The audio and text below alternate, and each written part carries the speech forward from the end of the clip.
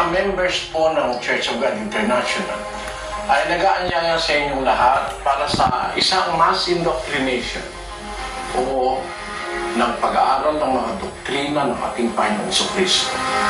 Ano po ba ito, mga kababayan? Pag-aaralan natin ano ba ang mga utos ni Kristo, mga aral ni Kristo, aral ng Ebanghelyo na para sa ating panahon. Kasama ba rito ang pagbibigay ng ikapo, ang Santa Senang may abulo yan? Kasama ba rito ang pangingili ng Sabado? Doktrina ba ng Panginoong Jesucristo na bawal ang baboy, hipon at iba't iba pa?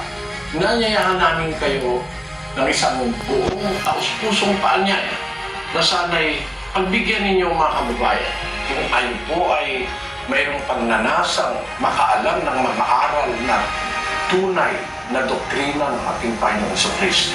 Mag-uumpisa tayo mula sa February 2, 2026. That's 7 o'clock in the evening, Monday. Magandang araw po sa inyo lahat.